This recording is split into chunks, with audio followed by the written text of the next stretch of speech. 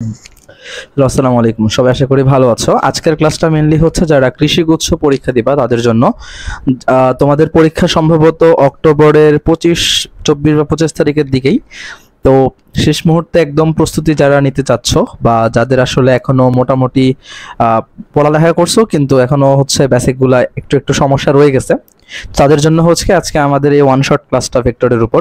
আজকে ক্লাসের মধ্যে চেষ্টা করব আমি হচ্ছে যে তোমাদের ফার্স্ট অফ অল আমরা হচ্ছে এমসিকিউর মাধ্যমে বেসিকগুলো ক্লিয়ার করার চেষ্টা করব। মানে এমসিকিউ যখন সলভ করব তখন হচ্ছে তার সঙ্গে সঙ্গে থিওরিগুলো বলে দেওয়ার চেষ্টা করব, যাতে করে হচ্ছে তোমরা ইফেক্টিভ ওয়েতে সলভ করতে পারো। ব্যাপারটা হচ্ছে তুমি যদি আগে সব থিওরি পড়ে ফেলো তারপর এমসিকিউতে যাও, এটা তেমন একটা ইফেক্টিভ হয় না। যদি তুমি হচ্ছে এমসিকিউর সঙ্গে সঙ্গে থিওরিগুলো জানো দেন এটা ইফেক্টিভ হবে এবং তুমি জানতে পারবা যে আসলে কোন জিনিসটার অ্যাপ্লিকেশন কোথায়। আর আমি মনে করি যে এই পর্যায়ে এসে তোমরা আশা করি মোটামুটি যে সবগুলা সূত্র দরকার বা একটু হালকা পাতলা বেসিক দরকার সবগুলাই তোমাদের আছে। তা হচ্ছে আমি যতদূর পসিবল তোমাদেরকে আজকে হচ্ছে পুরা ভেক্টরটা যতটুকু আইডিয়া দেওয়া যায় শেষ করার চেষ্টা করব।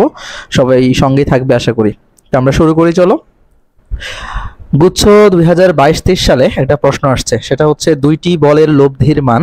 এক নম্বর প্রশ্নটা আমরা সলভ করতেছি। দুটি বলের লব্ধির মান 2√37 নিউটন এবং 2√13 নিউটন। তারা যথাক্রমে 60 ডিগ্রি এবং 120 ডিগ্রি কোণে ক্রিয়া করে।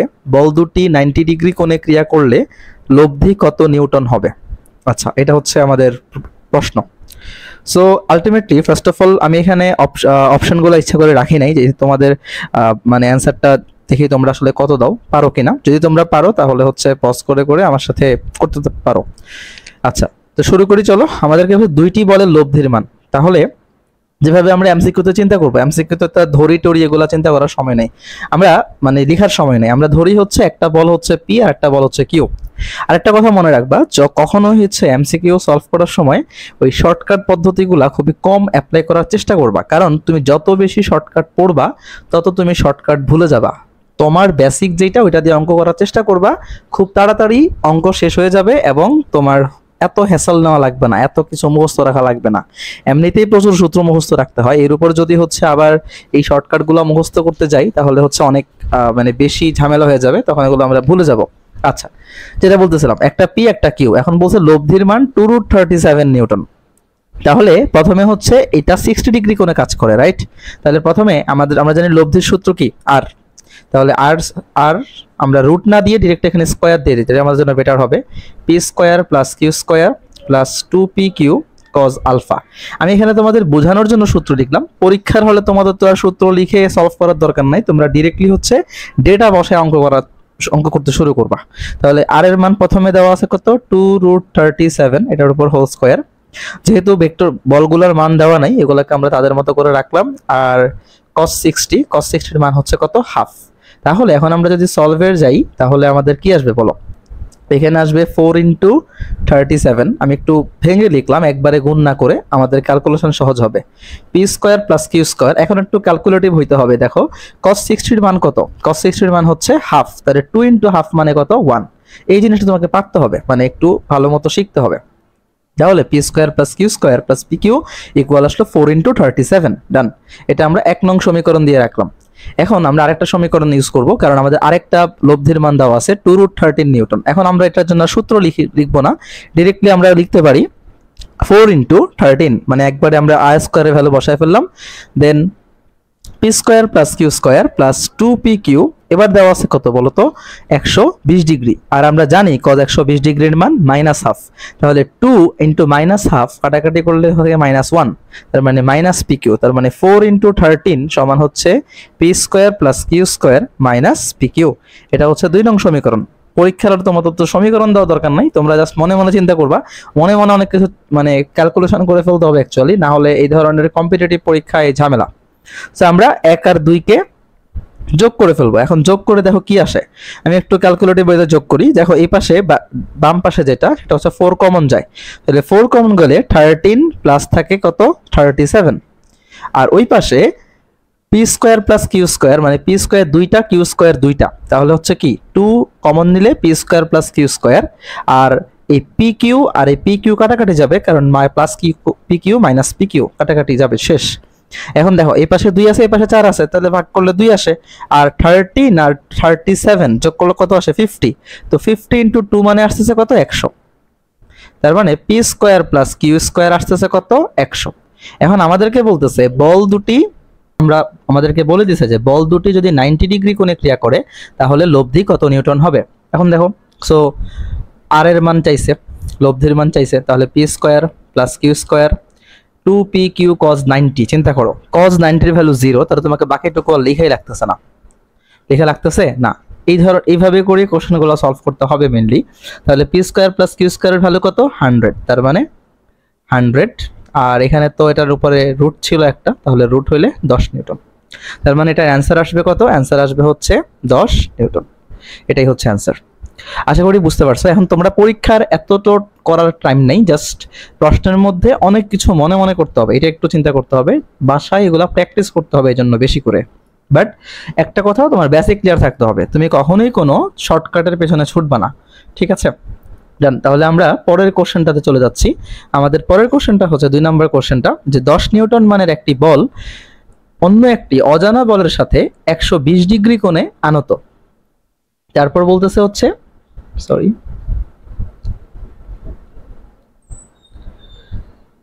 বল দুটির লব্ধি অজানা বলের সাথে 90 ডিগ্রি কোণে অবস্থিত। অজানা বলটির মান কত? মানে একটি বলের মান জানা আছে আর একটি বলের মান জানা নাই। তাহলে আমরা একটা বল ধরে নেই হচ্ছে পি 10 নিউটন, এটা আরেকটা বল হচ্ছে অজানা, যেটা আমরা জানি না। তাহলে আমি তোমাদের এটা বোঝানোর জন্য লিখছি, তোমার নিশ্চয়ই পরীক্ষার হলে আর পি কিউ ধরার দরকার নাই, তুমি ডিরেক্টলি লিখে ফেলবা পি কিউ। সো এখন বলতেছে কত? 120 ডিগ্রি কোণে আনত একটি বল অন্য একটি বলের সাথে 120 ডিগ্রি, মানে আলফার মান কত? 120 ডিগ্রি দেওয়া আছে। সো বল দুটির লব্ধি অজানা বলের সাথে 90 ডিগ্রি কোণ উৎপন্ন করছে। তার মানে ব্যাপারটা কেমন দেখো, এইটা যদি একটা বল হয়, এটা যদি একটা বল হয়, এটা যদি 90 ডিগ্রি হয়, এটা যদি লব্ধি হয় তাদের, তাহলে অজানা বল কোনটা? বলছে অজানা বলের সাথে 90 ডিগ্রি। তার মানে এটা হচ্ছে সেই অজানা বলটা, এটা আমাদের জানা বলটা। তাহলে আলটিমেটলি এদের মধ্যবর্তী কোণ কত ডিগ্রি? মধ্যবর্তী কোণ হচ্ছে ভাই 120 ডিগ্রি। আমাদেরকে বলছে কিসের মান বের করতে? আমাদেরকে বলছে হচ্ছে এই কিউ এর মানটা বের করতে। এখন কিউ এর মান আমরা কেমনে বের করবো বলো? তাহলে ফার্স্ট অফ অল আমরা এখানে একবারে tan থিটার ফর্মুলা অ্যাপ্লাই করতে পারি। tan থিটা সমান আমরা কি জানি বলো? যার সাথে কোণ উৎপন্ন করবে সে একা থাকবে। কার সাথে উৎপন্ন করছে? লব্ধিটা থিটা কোণটা যার সাথে উৎপন্ন করবে, কিউ এর সাথে উৎপন্ন, তাহলে কিউ সিঙ্গেল থাকবে। উপরে যাবে পি সাইন আলফা, নিচে যাবে হচ্ছে পি কজ আলফা। তাহলে এখন আমরা জাস্ট একটু মনে মনে ক্যালকুলেশন করতে হবে। tan 90 এর ভ্যালু কত ভাই? 1/0। আর 1/0 যদি আমরা এখানে ধরি তাহলে আসতেছে p sine alpha divided by q plus p cos alpha. এখন একটু মনে মনে চিন্তা করতে হবে। দেখো এই পাশে আমি যদি আর গুণন করে ফেলি তাহলে পি সাইন আলফা ইন্টু 0 মানে 0 হয়ে যাচ্ছে, আর এখানে থাকতেছে p q p cos alpha plus q equal 1। তাহলে আমরা বলতে পারি কজ আলফা ইকুয়াল হচ্ছে, সরি আমাদের তো কিউ এর মান বের করতে হবে, রাইট? সো কিউ ইকুয়াল আমরা লিখতে পারি minus p cos alpha. So এখন চিন্তা করো পি এর মান কত? পি এর মান হচ্ছে 10, কজ আলফার মান কত? কজ আলফার মান হচ্ছে -1/2। তাহলে 10 আর হাফ কাটাকাটি করলে কত থাকে বলো? গুণ করলে থাকে হচ্ছে 5, আর ওইটাও মাইনাস, বি এর আগেও মাইনাস, মানে অ্যান্সার হবে +5। সো অ্যান্সার হচ্ছে +5। আমাদের এটা হচ্ছে এখানে অ্যান্সার 5 নিউটন। এবার 3 নম্বর কোশ্চেনে সলভে আসি আমরা। 3 নম্বর কোশ্চেন বলছে দেখো দুইটি বলের লব্ধির মান, আচ্ছা এখানে একটু বলে রাখি তাহলে এই সূত্রটার ব্যাপারে। এই সূত্রটা হচ্ছে কি? লব্ধির দিক নির্ণয়ের সূত্র, যেটা আমরা জানি যে একটা বল যদি পি এদিক কাজ করে, কিউ যদি এদিক কাজ করে, তাদের লব্ধি যদি আর এদিক কাজ করে, এটা যদি হয় থিটা, এটা যদি হয় আলফা, তাহলে tan থিটা মানে লব্ধি যার সাথে কোণ উৎপন্ন করবে সেটা হচ্ছে থিটা, মনে রাখবা। তাহলে আর আলফা হচ্ছে পি, দুইটা ভেক্টরের মধ্যবর্তী কোণ। এখন কি করব? যার সাথে কোণ উৎপন্ন করছে, কার সাথে উৎপন্ন করছে? এই লব্ধিটা পি এর সাথে উৎপন্ন করছে, তাহলে পি থাকবে একা, উপরে বসবে কিউ সাইন আলফা, নিচে বসবে কিউ কজ আলফা। এটা হচ্ছে tan থিটার ফর্মুলাটা। আর লব্ধির ফর্মুলা তো আমরা সবাই জানি, R equal root over P square plus Q square plus 2p Q cos alpha. এগুলোই আমাদের এখানে বেশি লাগবে। আচ্ছা 3 নম্বর প্রশ্নে সলভে আসি। বলতেছে দুইটি বলের লব্ধির মান কত? 40 নিউটন। বল দুটির মধ্যে ছোট বলটির মান হচ্ছে 30 নিউটন এবং এটি লব্ধি বলের লম্ব বরাবর ক্রিয়া করে। বড় বলটির মান জানতে চাইছে, হুবহু প্রায় আগের অঙ্কটার মতোই। সো দুটি বলের লব্ধির মান দেওয়া আছে, মানে আর এর মান দেওয়া আছে কত? 40 নিউটন। আমরা ধরে নেই যে ছোট বলটার মান হচ্ছে, ছোট বলটা হচ্ছে 30 নিউটন এবং এই ছোট বলটা লব্ধির সাথে কত ডিগ্রি কোণ উৎপন্ন করে? লম্ব বরাবর কাজ করে। তাহলে আমাদের ছোট বল যদি এটা হয়, লব্ধি যদি এটা হয়, তাহলে বড় বল অবশ্যই এদিকে হবে। বড় বলের মান জানতে চাইছে, তাহলে এখন দেখো এটা হবে কত, থিটা। যেহেতু লব্ধির সাথে উৎপন্ন কোণ, তাই থিটা দিলাম। আর এই আলফা, আলফার মান এখন আমাদের জানা নাই, আমাদের জানতে হবে, রাইট। আর আমাদের লব্ধির মান দেওয়া আছে কত, 40 নিউটন, 40 নিউটন দেওয়া আছে। আচ্ছা, সো আমরা ধরে নিচ্ছি এটা হচ্ছে এটা পি আর এটা হচ্ছে কিউ।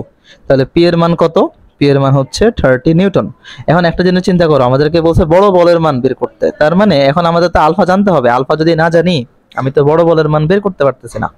সো এখন আলফা জানতে হবে আগে। এখন আলফা জানার জন্য আগে তো আমাদের ট্যান থিটার ফর্মুলা অ্যাপ্লাই করতে হবে, তাই না?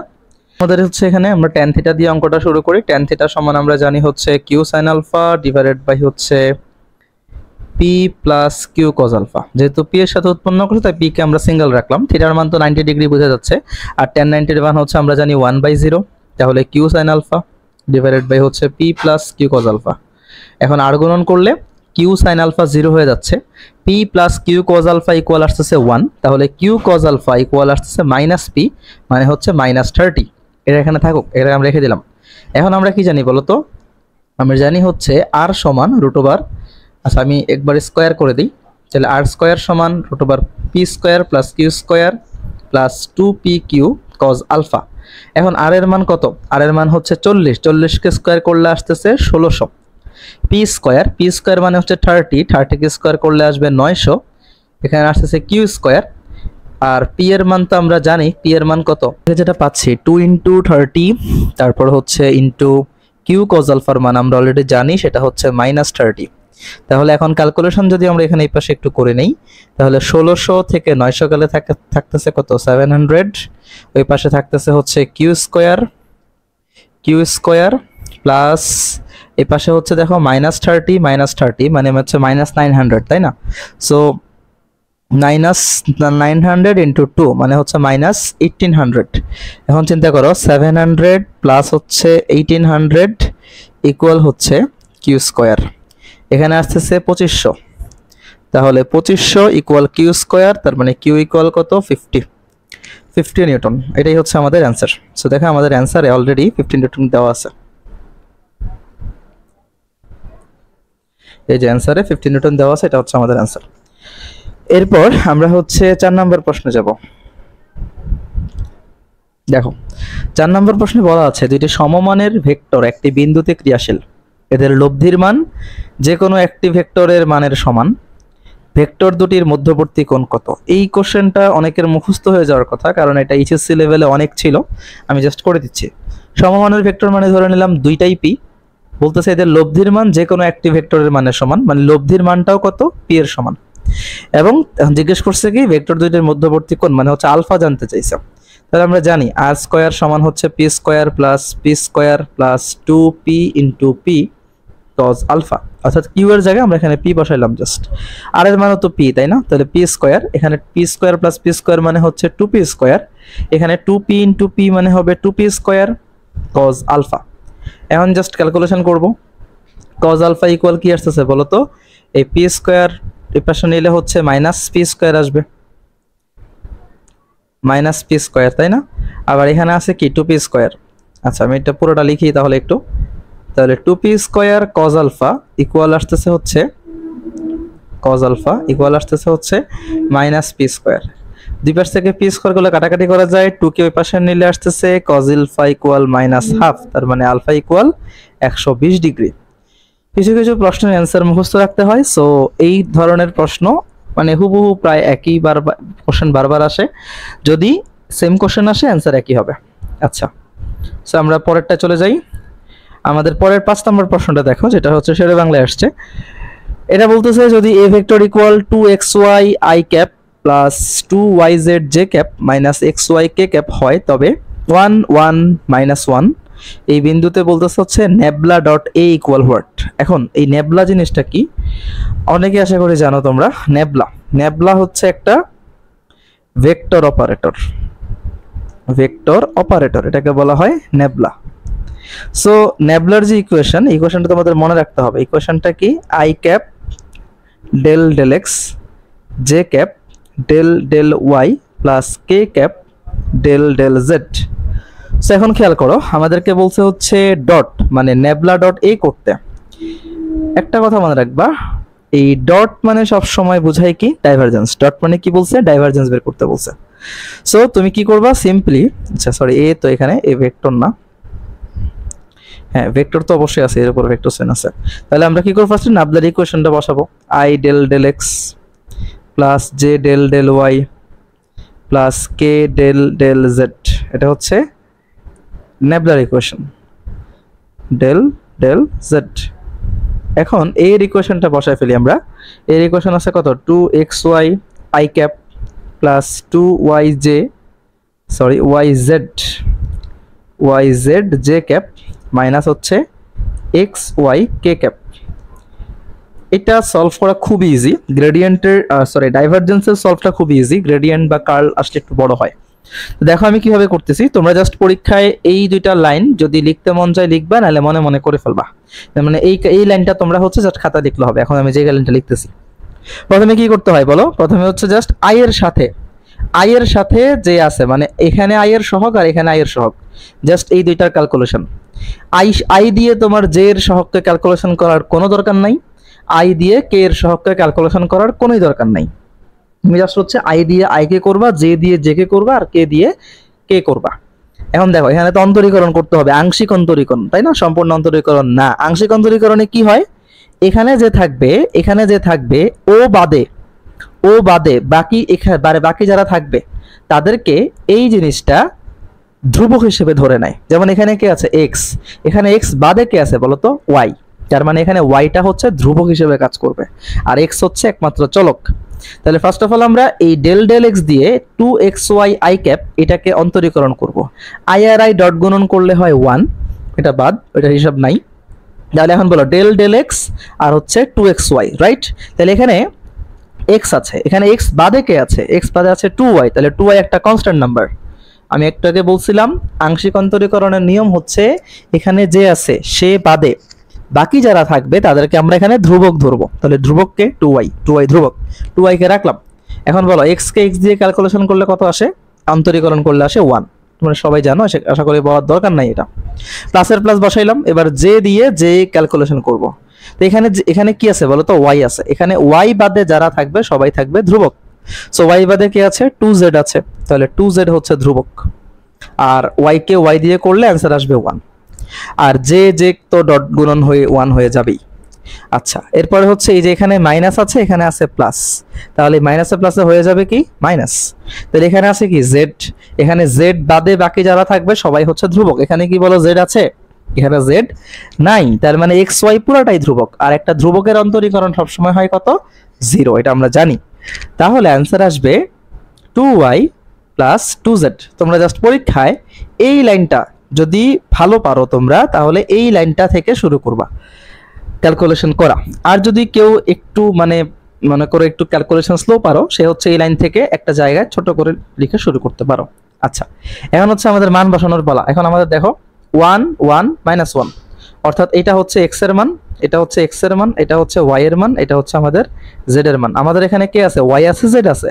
সো আমরা 2 × 1 আর হচ্ছে জেড এর মান -1, তাহলে কত আসছে, 2 - 2 = 0। তার মানে অ্যান্সার হবে কত, 0। 0 মানে অ্যান্সার হচ্ছে আমাদের ডি নাম্বার। ডি নাম্বারটা হবে আমাদের এখানে অ্যান্সার এটা। আচ্ছা, তারপরে হচ্ছে আমরা পরবর্তী প্রশ্নে যাই। পরবর্তী প্রশ্নটা হচ্ছে দেখো, C vector equal A vector cross B vector. ভেক্টরে কখনো কিন্তু গুণ চিহ্ন মনে করবা না, সবসময় ক্রস। এটা তোমাদেরকে বলার দরকার নাই, তোমরা যেহেতু অ্যাডমিশন ক্যান্ডিডেট সবাই আশা করি এখন এগুলো জানো। এবং ডি ভেক্টর সমান b vector cross a vector. C ও ডি ভেক্টরের মধ্যকার কৌণিক অবস্থান। কৌণিক অবস্থান মানে বুঝবা থিটা। কৌণিক অবস্থান মানে আসলে কোণ, আর কিছু না। কৌণিক অবস্থান মানে কি ভাই, থিটা। আচ্ছা, এখন দেখো এ ক্রস বি, এটাকে কিভাবে লেখা যায় বলো তো? লেখা যায় কি মাইনাস বি ক্রস এ। এটাকে কি মাইনাস ছাড়া লেখা যাবে? অ্যান্সার হচ্ছে না, কারণ তারা তো বিপরীত দিক কাজ করে, তাই না? তাহলে এ ক্রস বি আমি ধরে নেই, ধরো এ ক্রস বি এদিকে, তাহলে বি ক্রস বি কোন দিকে হবে বলো তো? উল্টা দিকে হওয়া উচিত, মানে এদিকে হবে। চিন্তা করো এ ক্রস বি যদি এদিকে হয় তাহলে বি ক্রস এ কোন দিকে হওয়া উচিত? উল্টা দিকে, মানে বি ক্রস এ। তাহলে এই দুজনের মধ্যবর্তী কোণ কত ডিগ্রি? মধ্যবর্তী কোণ হচ্ছে, বোঝাই যাচ্ছে 180 ডিগ্রি। তো এটা তো সি দিয়ে প্রকাশ করলো, এটাকে তারা ডি দিয়ে প্রকাশ করলো। তাহলে সি আর ডি এর মধ্যবর্তী কৌণিক অবস্থান বা মধ্যবর্তী কোণ কত ডিগ্রি হবে? 80 ডিগ্রি হবে। তার মানে এখানে 180 ডিগ্রি হবে। তো এখানে অ্যান্সার হচ্ছে 180 ডিগ্রি। তারপর আমরা 7 নাম্বার প্রশ্নের সলভে আসি। খুবই সহজ এগুলা, আশা করি ভেক্টর আমি আশা করি সবাই পারা উচিত, কারণ তোমরা যেহেতু এসএসসি লেভেলে পড়াশোনা করে আসছো এবং মোটামুটি যদি সামান্য একটু ইফোর্ট দাও তোমাদের হচ্ছে এই ভেক্টর নিয়ে আশা করি সমস্যা হবে না। এবং আজকের ক্লাসটা যদি ভালো মতো বুঝো সবগুলা কোশ্চেনের সলভ, তাহলে হচ্ছে সমস্যা হবে না আশা করি। যদি কোথাও না বুঝো সেটা অবশ্যই কমেন্টে জানাবা। আচ্ছা, 7 নাম্বার প্রশ্ন বলতেছে এ ভেক্টর সমান হচ্ছে আই ক্যাপ, বি ভেক্টর সমান হচ্ছে জে ক্যাপ মাইনাস কে ক্যাপ, এ এবং বি এর মধ্যবর্তী কোণ জানতে চাইছে আমার। অলওয়েজ দুইটা ভেক্টরের মধ্যবর্তী কোণ যখনই বের করতে বলবে, যেখানেই বলুক না কেন, তুমি অলওয়েজ ডট গুণন অ্যাপ্লাই করবা। কি অ্যাপ্লাই করবা ভাই? তুমি অলওয়েজ ডট গুণন অ্যাপ্লাই করবা।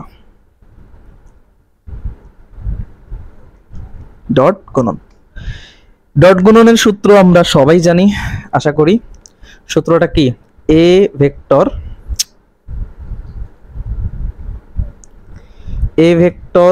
ডট বি ভেক্টর সমান হচ্ছে এ বি কস থিটা। এই সূত্রটা জানতে হবে, এটাই হচ্ছে ডট গুণনের সূত্র। এবং যে কোনো জায়গায় দুইটা ভেক্টরের মধ্যবর্তী কোণ বের করতে বললেই ডট গুণন অ্যাপ্লাই করে দিব। সো আর ডট গুণন কিভাবে করে এটাও আশা করি আমরা জানি, আমরা এখন করলেই শিখে যাব। A vector dot b vector, আগে আমরা এগুলো ডট গুণন করে নিই চলো। তাহলে এ ভেক্টর ইকুয়াল কত দেওয়া আছে? I cap dot J vector equal দেওয়া আছে জে ক্যাপ মাইনাস কে ক্যাপ। এখন ডট গুণনের ফর্মুলা হচ্ছে আই এর সাথে আই গুণ হয়, জে এর সাথে জে গুণ হয়, কে এর সাথে কে গুণ হয়। আমি একটু এখানে নিয়মগুলো লিখে দিচ্ছি। আই ডট আই ক্যাপ এটা হয় 1। আচ্ছা, আমি সবগুলোর সাথে লিখে দিচ্ছি। তাহলে জে ডট জে ক্যাপ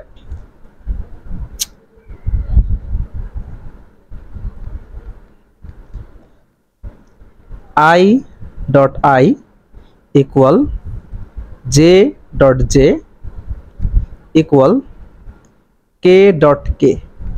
এই সবগুলোর ভ্যালু হচ্ছে 1, এই জিনিসটা মনে রাখবা। আর বাকি যারা আছে I dot J, I dot K, J dot I, J dot K, সবার ভ্যালু হচ্ছে 0। ঠিক আছে?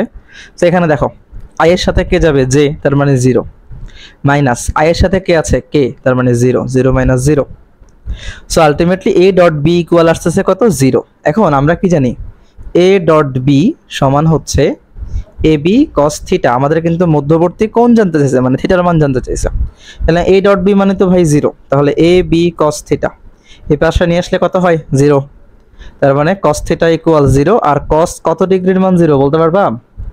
কস 90 ডিগ্রির মান 0, তার মানে থিটার মান হচ্ছে 90 ডিগ্রি। সো অ্যান্সার হচ্ছে আমাদের সি, 90 ডিগ্রি। সো এখন এই অঙ্কটা তুমি কোন লাইন থেকে শুরু করবা? তুমি জানো যে এখানে মনে মনে করে ফেলতে হবে। দেখো আই এর সাথে যে আছে 0 হয়ে যাবে, আই এর সাথে কে আছে 0 হয়ে যাবে। এটা আসলে খাতায় লেখাও লাগে না, চিন্তা করো। তুমি যদি জানো জাস্ট এ ডট বি সমান এ বি কস থিটা, তোমার মনে মনে এসে যাবে যে ভাই এটা তো 0, এর পাশে নিয়ে আসলে 0, দেন কস 90 এর মান 0। জাস্ট এরকম করে ক্যালকুলেশনগুলো করতে হবে। আমি তোমাদেরকে বলতেছি না যে দেখো তুমি আমার মতো পারতে হবে, তুমি হচ্ছে জাস্ট প্র্যাকটিস করো, জাস্ট এইরকম করে বাসায় প্র্যাকটিস করো, দেখবা যে হচ্ছে তোমার বেশি দিন না, জাস্ট 7 দিন প্র্যাকটিস করো, তোমার আয়ত্তে চলে আসবে। আচ্ছা, 7 নাম্বার গেল। এবার আসি আমরা 8 নাম্বার প্রশ্নের সলভে। 8 নাম্বার বলতেছে ত্রিমাত্রিক স্থানাঙ্ক ব্যবস্থায় একটি ভেক্টরের আদি বিন্দুর স্থানাঙ্ক 5, 4, 3 এবং শেষ বিন্দুর স্থানাঙ্ক 8, 6, 5 হলে ভেক্টরটির মান কত? আচ্ছা, এই ধরনের প্রশ্ন যখন তোমাদেরকে জিজ্ঞেস করবে, কোনো কথাবার্তা নেই, সিম্পল, পরেরটা থেকে আগেরটা বিয়োগ করে দিবা। কি বিয়োগ করবা? মান বিয়োগ করবা। এই 8 থেকে 5 বিয়োগ করবা, কত থাকে? 3। তারপরে 6 থেকে 4 বিয়োগ করবা, কত থাকে? 2।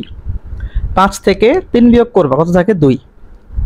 সো সবগুলোর উপরে স্কয়ার, মাঝখানে যোগ চিহ্ন, আর হচ্ছে হোল রুট। তাহলে অ্যান্সার আসবে কত বলো তো? 9 আর 4 13, 13 আর 4 √17। এটাই হচ্ছে আমাদের এখানে অ্যান্সার। এটা হবে অ্যান্সার। এখন আসি কেমনে হইছে। অনেকে আবার একটু রাগ করবে বা মন খারাপ করবে যে ভাই দেখাইলো না কেমনে হইছে। সো চিন্তা করো, একটা ভেক্টরের আদি বিন্দুর স্থানাঙ্ক যখন বলে দিবে স্থানাঙ্ক, তখন তুমি তাকে ভেক্টরে কনভার্ট করবা কেমনে। দেখো স্থানাঙ্ক বলতে কি বোঝায়, ধরো তিনটা অক্ষ যদি আমরা চিন্তা করি x y z, x y z, স্থানাঙ্ক বলতে এই যে মূল বিন্দু আছে, এই মূল বিন্দুর সাপেক্ষে এই বিন্দুটার অবস্থান বোঝায়। ধরো হচ্ছে 5 4 3 এখানে। এখন এটাকে ভেক্টর আকারে প্রকাশ করবা কেমনে, আমি ধরে নিই বিন্দুটার নাম হচ্ছে এ বিন্দু, তাহলে ভেক্টরটা হচ্ছে এখানে ও এ। তাহলে ও এ এই ভেক্টরটা হবে কত, 5i প্লাস 4j প্লাস হচ্ছে 3k। এটা হচ্ছে এ বিন্দুর অবস্থান ভেক্টর বলা হয় এটাকে। তাহলে এখান থেকে আমরা একটা জিনিস জেনে গেলাম, যদি তোমাকে একটা স্থানাঙ্ক দিয়ে বলে এই বিন্দুর অবস্থান ভেক্টর কত, সিম্পল, তুমি জাস্ট প্রথম বিন্দুর সাথে i, পরের বিন্দুর সাথে j, পরের বিন্দুর সাথে k অ্যাড করে দিবা, আর কিচ্ছু না। ঠিক আছে, ওকে ডান। এবার আমাদের আরেকটা বিন্দু দিয়ে দিয়েছে 8 6 5। আমি ধরে নিই বিন্দুটার অবস্থান হচ্ছে এটা 8 6 5 এবং বিন্দুটার নাম ধরে নিলাম বি বিন্দু, নাম হচ্ছে বি বিন্দু। ধরে নিলাম ও বিন্দুর সাপেক্ষে বি বিন্দুটার অবস্থান হচ্ছে এখানে। তার মানে ভেক্টরটা কি হবে বলতো, ভেক্টরটা হবে ও বি ভেক্টর, ভেক্টরটা হবে ও বি ভেক্টর।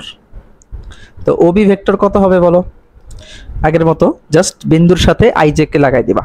তাইলে 8i cap plus 6j cap plus হচ্ছে 5k ক্যাপ। এখন আমাদেরকে বলতেছে যে প্রথম আদি বিন্দুর স্থানাঙ্ক এত, শেষ বিন্দুর স্থানাঙ্ক এত, ভেক্টরটির মান কত। ভেক্টরটা কোনটা এটা একটু বুঝতে হবে। ভেক্টরটা হচ্ছে এই যে এ আর বি যদি সংযোগ করি এবং এ থেকে যদি বি এর দিকে একটা ভেক্টরটা নিই, এটাই হচ্ছে সেই ভেক্টরটা। অর্থাৎ ভেক্টরটা হচ্ছে আমাদের এ বি, এটা জানতে চাইছে। তাহলে এ বি ভেক্টরের আদি বিন্দু হচ্ছে 5 4 3 আর শীর্ষবিন্দু বা শেষ বিন্দু হচ্ছে 8 6 5। এই কারণে কিন্তু আমরা এ থেকে বি এর দিকে ভেক্টর সাইন দিছি, ভুল করা যাবে না কিন্তু, বি থেকে এ এর দিকে এখানে ভেক্টর সাইন হবে না, কারণ আদি বিন্দু তো বলছে 5 4 3 আর শেষ বিন্দু মানে শীর্ষবিন্দু, তাহলে শীর্ষবিন্দুর দিকেই তো আমরা ভেক্টর সাইন দেই, এজন্য হচ্ছে 8 6 5। ওকে, এখন এইখানে যে ত্রিভুজ ও এ বি পাইছি আমরা, এই ত্রিভুজ এইখানে আমরা চলো ত্রিভুজ সূত্র অ্যাপ্লাই করি, যে এই পয়েন্টটা যে পয়েন্টটা, তাহলে ত্রিভুজ ও এ বি, এখানে যদি আমরা ত্রিভুজ সূত্র অ্যাপ্লাই করি তাহলে কি আসতেছে বলো, এই যে এটা এটা একই দিকে মানে একই ক্রমে আছে, তাহলে আমরা বলতে পারি ও এ প্লাস হচ্ছে এ বি সমান হচ্ছে ও বি। এখন আমাদের বের করতে হবে কার, ও এ বি, তাই না। তাহলে এ বি ভেক্টর সমান আসবে O B vector minus O A vector. এখন জাস্ট তুমি ও বি থেকে ও এ বিয়োগ করো, এইটাই থেকে 5i বিয়োগ করো, কত থাকতেছে 3i ক্যাপ। 6i থেকে 6j থেকে 4j বিয়োগ করো 2j ক্যাপ। তারপরে 5k থেকে 3k বিয়োগ করো, কত থাকতেছে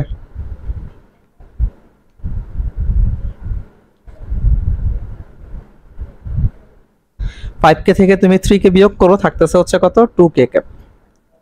সো আলটিমেটলি এখন যদি আমরা এটার মান বের করি তাহলে মান কেমনে আসে, রুট ওভার দিয়ে 3 square plus 2 square plus 2 square এমনিই হবে, এমনি হওয়া উচিত। তো এই লাইনটা, এই জিনিসটা আমরা ওই যে শুরুতে যেটা বলছি ওটা কিন্তু কোনো শর্টকাট নিয়ম না, ওইটা হচ্ছে তুমি এই যে জিনিসটা করলা, তুমি জিনিসটা বুঝলা, বুঝার পরে তুমি এটাকে অ্যাপ্লাই করলা, this is not shortcut, right. মানে হচ্ছে তুমি জাস্ট জিনিসটা ইমাজিন করে ফেললা। অর্থাৎ কি করলাম, শর্টকাটে বা ছোট করে কেমনে করব, যে এটা থেকে এটা বিয়োগ করে দিব, সেকেন্ডটা থেকে সেকেন্ডটা বিয়োগ করে দিব, থার্ড থেকে থার্ডটা বিয়োগ করে দিব, বিয়োগ করে সবগুলা স্কয়ার করে যোগ করে রুট করে ফেলবো, শেষ, অ্যান্সার শেষ, ডান। এবার তাহলে আমরা পরেরটায় আসি, 9 নম্বর প্রশ্নটা দেখো। 9 নম্বর প্রশ্নটা বাউতে আসছে 17-18 সালে। এখানে বলতেছে 20 কেজি ভরের একটি বস্তুর উপর কি পরিমাণ বল প্রয়োগ করলে তার বেগ 10 সেকেন্ডে এত মিটার পার সেকেন্ড হতে বৃদ্ধি পেয়ে এত মিটার পার সেকেন্ড হবে। মানে বেগের একটা পরিবর্তন হয়েছে, রাইট। সো বেগের পরিবর্তনটা কত বলতো, তাহলে আমরা একটু আগে যে জানছি যে একটা ভেক্টর শুরুতে যদি থাকে পরে যদি আরেকটা হয়ে যায়, পরিবর্তন কেমনে বের করতে হয়, বিয়োগ করে বের করতে হয়। তাহলে ডেল্টা ভি, ডেল্টা, তাহলে ডেল্টা ভি কিভাবে হবে, পরেরটা থেকে আগেরটা বিয়োগ, মানে হচ্ছে 8i cap plus 3j cap plus 5k cap, এটা থেকে আমরা বিয়োগ করব 4i cap minus 5j cap minus 5 J cap plus 3 কে ক্যাপ। এখন যদি আমরা বিয়োগ করি তাহলে আমরা অ্যান্সার কত পাই বলো? আই থেকে আই বিয়োগ, তার মানে 4i ক্যাপ থাকতেছে, জে থেকে জে বিয়োগ, তাহলে এখানে 3j, এখানে থাকতেছে তোমার হচ্ছে মাইনাসে মাইনাসে হচ্ছে প্লাস, তার মানে হচ্ছে প্লাস 5 আর 3 8j ক্যাপ, এখানে থাকতেছে 5k, এখানে মাইনাস 3k, মানে হচ্ছে প্লাস 2k। এটা গেল ডেল্টা ভি। চাইছে কি আমাদের কাছে কি পরিমাণ বল ক্রিয়া করলে, মানে এফ এর মান জানতে চাইছে, এফ এর মান। ওকে, এখন আমরা কি জানি বলো? আমরা জানি হচ্ছে এফ ইকুয়াল এম এ। এটা জানে না এমন কোনো মানুষজন আশা করি পাওয়া যাবে না এখন। সো এম আর এ মানে কি বলো? এ মানে হচ্ছে ত্বরণ, ত্বরণ মানে হচ্ছে ভরবেগের পরিবর্তন, বেগের পরিবর্তন ডিভাইডেড বাই সময়, মানে v minus u by t. V minus u মানে এখানে কিন্তু ডেল ভি, তাহলে ডেল ভি ডিভাইডেড বাই হচ্ছে টি। এখন জাস্ট আমাদের কি লাগবে বলো? এই ডেল ভি এর মানটা লাগবে, ডেল ভি এর মান। তাহলে মান কত হবে? 4 স্কয়ার প্লাস 8 স্কয়ার প্লাস হচ্ছে 2 স্কয়ার, কত থাকে বলো তো? উইদাউট ক্যালকুলেটর বলো।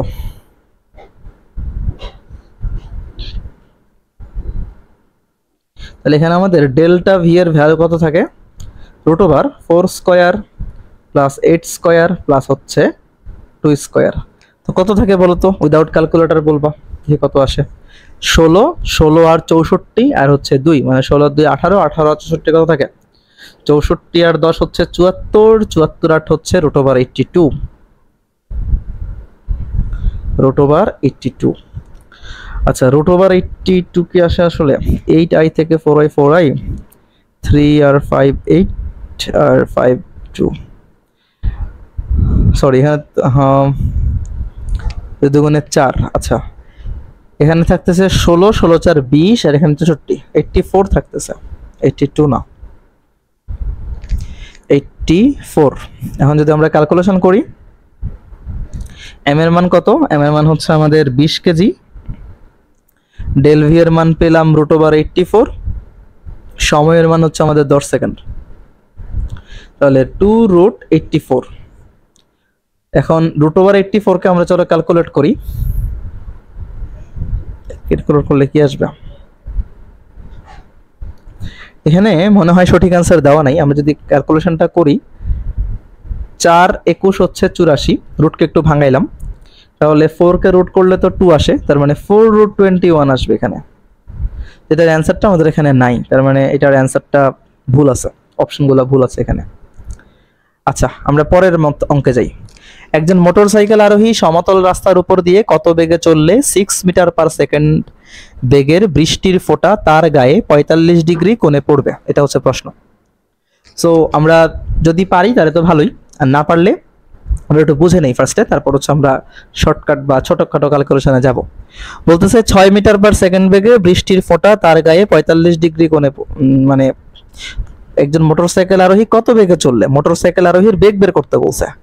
অলরেডি অলওয়েজ মনে রাখবা, এই ধরনের অঙ্কে মানুষের বেগ সবসময় প্রথমে ডান পাশে নিবা, নেওয়ার পরে বৃষ্টির বেগ সবসময় নিচের দিকে নিবা। তাহলে এটা হচ্ছে মানুষের বেগ vm, এটা হচ্ছে বৃষ্টির বেগ vr। তো এখন বলতেছে বৃষ্টির ফোঁটা তার গায়ে 45 ডিগ্রি কোণে পড়বে। ওকে, ডান। এখন এখানে কথা আছে কিন্তু, আপেক্ষিক বেগের ব্যাপার স্যাপার আছে, এখন ওই লেভেলে যাচ্ছি না, কারণ আরো বিস্তারিত কথা বেড়ে যাবে। মনে রাখবা, মানুষ যেদিকে থাকবে, যদি মানুষ আর বৃষ্টি থাকে, নর্মালি মানুষ যেদিকে থাকবে, মানুষের ডিরেকশনকে জাস্ট তুমি উল্টায় দিবা, সে যেদিকে আছে তাকে উল্টা দিকে নিয়ে যাবা, vm। সো এটা আমাদের এখন আর নাই। তাহলে এখন আমাদের এই যে vr আছে, vm আছে, এদের লব্ধি কোন দিকে? এদিকে। আলটিমেটলি বৃষ্টিটা কিন্তু এরকম করেই পড়তেছে, বলছে বৃষ্টির ফোঁটা তার গায়ে 45 ডিগ্রি কোণে পড়বে। এখন 45 ডিগ্রি এখানেও হইতে পারে, 45 ডিগ্রি এখানেও হইতে পারে, নো প্রবলেম, কারণ মধ্যবর্তী কোণ তো 90 ডিগ্রি, তাহলে 45 যে কোনোটাই সম্ভব। আচ্ছা, আমি এখানে ধরে নিলাম 45 ডিগ্রি, এই অ্যাঙ্গেলটাকে আমরা ধরে নিলাম হচ্ছে 45 ডিগ্রি। এটা যদি 45 ডিগ্রি হয়, এটা যদি থিটা হয়, তাহলে tan থিটা সূত্র চলে যাই আমরা। কার সাথে কোণ উৎপন্ন করছে? মানুষের সাথে, তাহলে মানুষকে একা রাখবো। কার সাথে উৎপন্ন করে নাই? বৃষ্টির সাথে, তাহলে বৃষ্টিকে উপরে রাখবো। তাহলে vr sin পুরা কোণটার মান কত? 90 ডিগ্রি, তার মানে sin 90। আর ভি আর কজ 90। সাইন 90 মান 1, কজ 90 মান 0। ক্যালকুলেশন অনেকটাই কমে গেছে। এখন টেন থিটার মান দেওয়া আছে 45, এটা তো 1 হয়ে যাবে, এটা 0 হয়ে যাবে, থাকতেছে কি বলো, v r divided by v m. বের করতে বলছে কি v m. So v m tan 45 এর মান তো 1 আমরা জানি, তাহলে ভি আর কত, ভি আর হচ্ছে 6। জাস্ট এটাই। এখন তুমি যখন এক্সাম হলে এটা করতে যাবা, তখন তুমি এই লাইন থেকে জাস্ট শুরু করতে পারো সব সময়। 1045 যখন ধরবা 10, তখন তুমি জাস্ট এটা চিন্তা করবা যে তুমি অ্যাঙ্গেলটা এখানে কার সঙ্গে ধরতেছো। তুমি কি অ্যাঙ্গেলটা উলম্বের সাথে ধরতেছো নাকি অ্যাঙ্গেলটা অনুভূমিকের সাথে ধরতেছো। যদি অ্যাঙ্গেলটা তুমি অনুভূমিকের সঙ্গে ধরো, যদি তুমি এই অ্যাঙ্গেলটা অনুভূমিকের সঙ্গে ধরো, তাহলে উপরে যাবে বৃষ্টি, নিচে আসবে মানুষ। যদি তুমি অ্যাঙ্গেলটা উলম্বের সঙ্গে ধরো, এটা হচ্ছে অ্যাঙ্গেল যদি আমরা উলম্বের সাথে ধরি,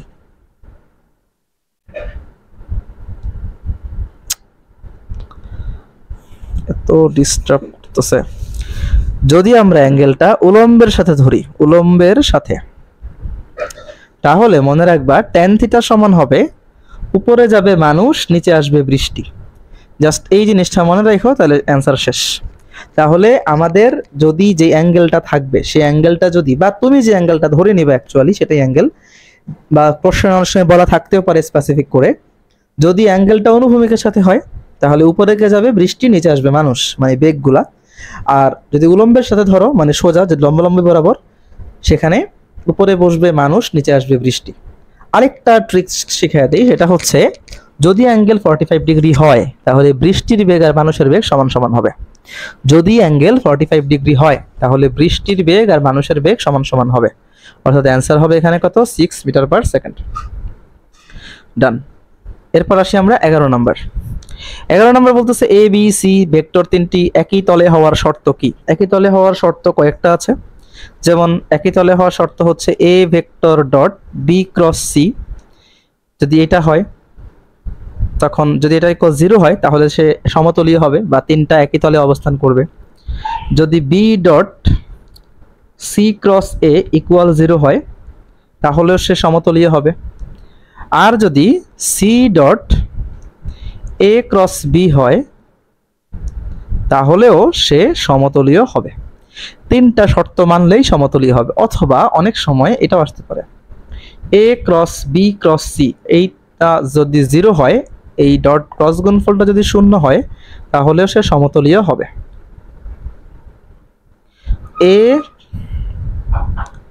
এ ক্রস বি ক্রস সি এটা যদি 0 হয়, এই সবগুলা হচ্ছে সমতলীয় হওয়ার শর্ত। এটা মনে রাখবা। প্রশ্নে কিন্তু কোনটা সঠিক তাহলে বলো।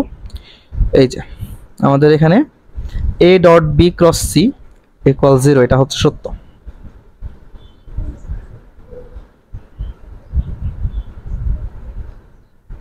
ওকে, সো প্রশ্ন কিন্তু যে কোনো অপশনে থাকতে পারে, সো এটা একটু বুঝে শুনে অ্যান্সার করা লাগবে। তারপরে হচ্ছে আমাদের 12 নম্বর।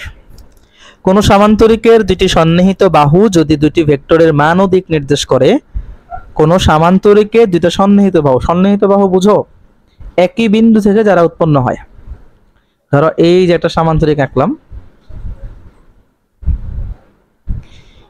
ও এ সি বি, এই যে ও এ এবং হচ্ছে এই যে ও বি, এই দুটা হচ্ছে সন্নিহিত বাহু। কেন? কারণ তারা দুজনেই ও বিন্দু থেকে উৎপন্ন হয়েছে। এখন বলতেছে সন্নিহিত বাহু যদি দুইটা ভেক্টরের মান ও দিক নির্দেশ করে, ধরে নিলাম একটা ভেক্টর হচ্ছে পি, একটা ভেক্টর হচ্ছে কিউ, তাহলে ওই সামান্তরিকের ক্ষেত্রফল কি হবে? সামান্তরিকের ক্ষেত্রফল নির্ণয়ের সূত্র, 1 নাম্বার, যদি সন্নিহিত বাহু দেওয়া থাকে, সন্নিহিত বাহু থাকলে মানে এই যে পি আর কিউ এরকম করে যদি দেওয়া থাকে, তাহলে ক্ষেত্রফল হবে পি আর কিউ এর ক্রস গুণন করে সেই ক্রস গুণনের মান নির্ণয় করা, এটাই হবে ক্ষেত্রফলের সূত্র। আর যদি কর্ণ দেওয়া থাকে,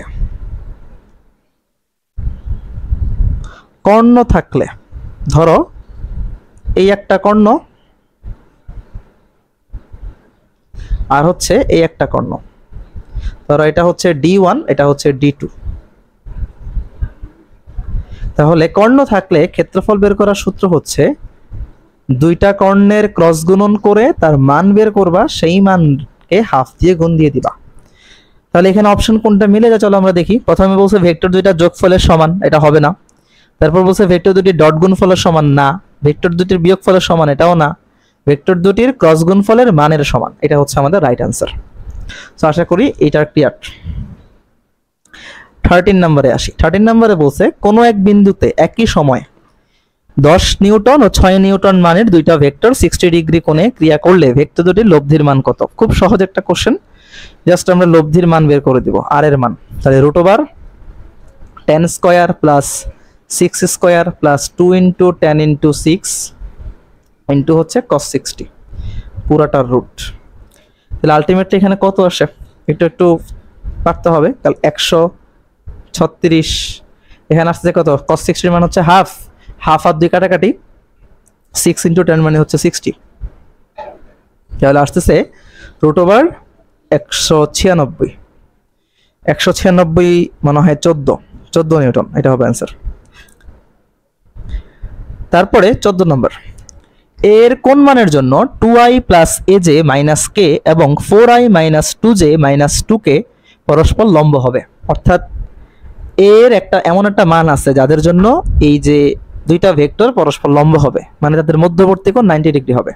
এখন একটু আগে বলে আসছি যে দুইটা ভেক্টরের মধ্যবর্তী কোণ বের করার সময় অলওয়েজ ডট গুণন অ্যাপ্লাই করবা। কি অ্যাপ্লাই করবা? ডট গুণন, এটা কোনো বিকল্প নাই, ডট গুণন অ্যাপ্লাই করতেই হবে।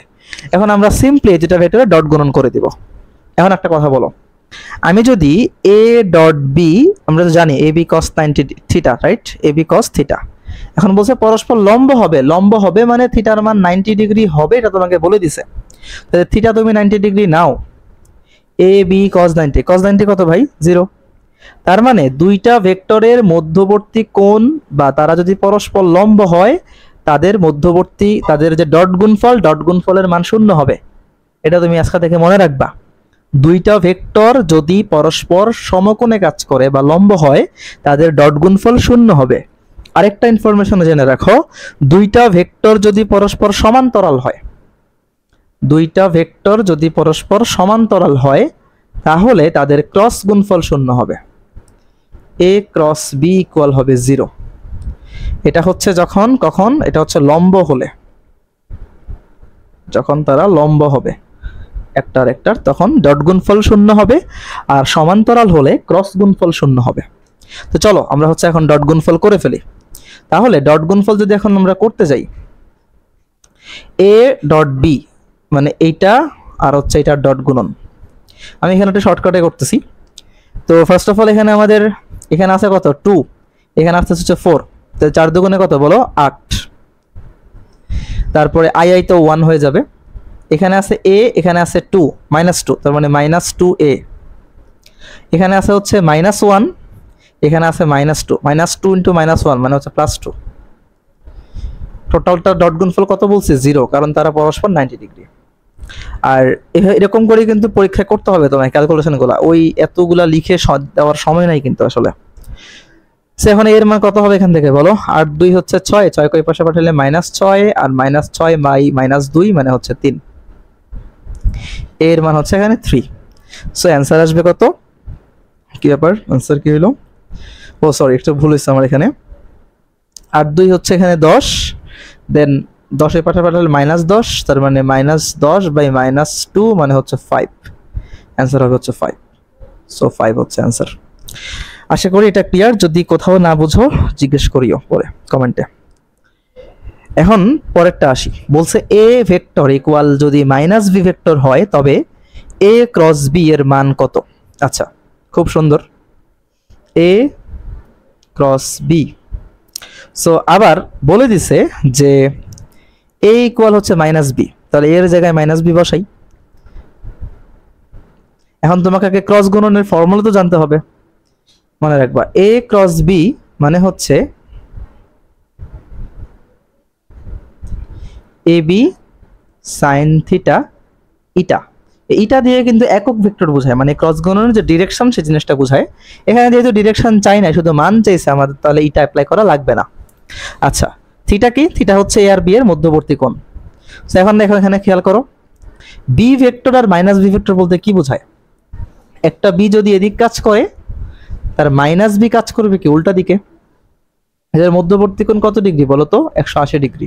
তাহলে আমরা অ্যাপ্লাই করি, তাহলে মাইনাস বি ইন্টু বি, তার মানে কি হবে বলো?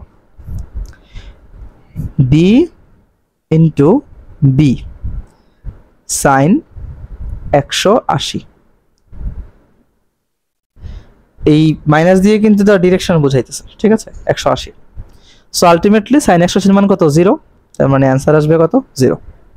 সো এটা হচ্ছে অ্যান্সার 0। সাইন 180 মান হচ্ছে 0, এটা মনে রাখতে হবে। পরেরটা আসি, নিম্নের ভৌত রাশির তালিকায় কোন ধারাটি ভেক্টর রাশির অন্তর্গত? মানে সবগুলো ভেক্টর হবে। এখানে ত্বরণ, বল, আয়তন। আয়তন একটা স্কেলার রাশি, তার মানে এটা গ্রহণযোগ্য না। ভর, বেগ, ত্বরণ। ভর একটা স্কেলার রাশি, তার মানে এটাও গ্রহণযোগ্য না। সময়, ভর, বেগ। সময় একটা স্কেলার রাশি, মানে এটাও গ্রহণযোগ্য না। তাহলে বেগ, ত্বরণ, বল, এখানে সবাই স্কেলার রাশি, সবাই ভেক্টর রাশি, তার মানে আলটিমেটলি আমাদের অ্যান্সার হবে হচ্ছে এটা।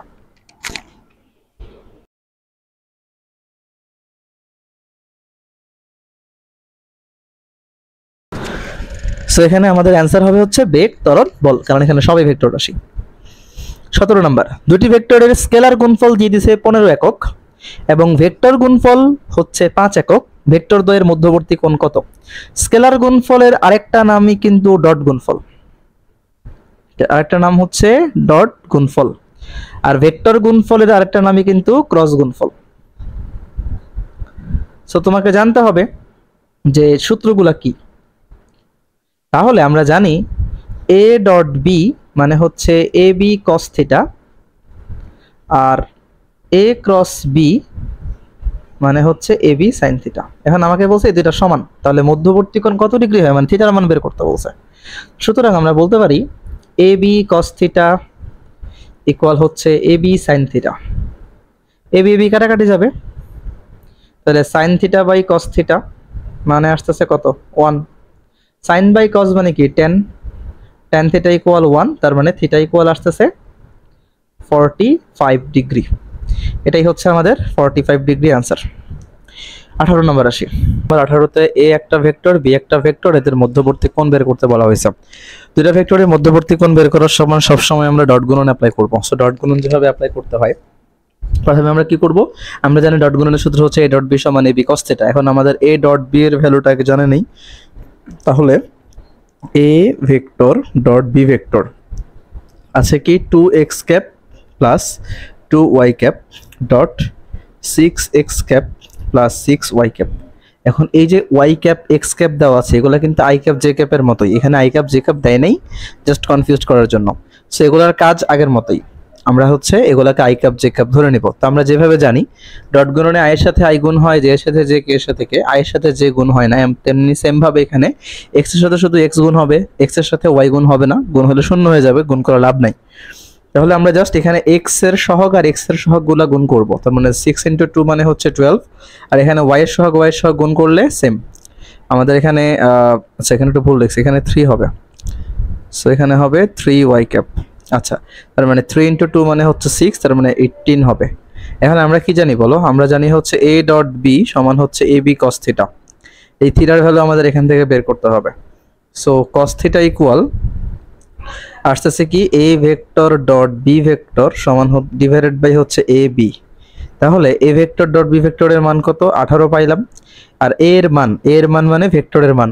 সো এখানে a কত আছে? 2 আছে, 2 আছে, তার মানে √2² প্লাস 2² ইন্টু b এর মান, b কত আছে? 6 আছে, 3 আছে, তার মানে 6² প্লাস 3²। এখানে এটা যদি যা ক্যালকুলেশন করে পাবো সেটাই আমাদের অ্যান্সার হবে। এখানে হচ্ছে আমাদের অ্যান্সারটা দেওয়া নাই, এখানে অপশনগুলোতে সবগুলো আসলে ভুল। এখানে অ্যান্সারটা হবে 18.03 ডিগ্রি, এরকম কিছু একটা অ্যান্সার হবে। ক্যালকুলেশন করে যদি আমরা ক্যালকুলেশন করি এরকম একটা অ্যান্সার পাওয়া যাবে, ঠিক আছে।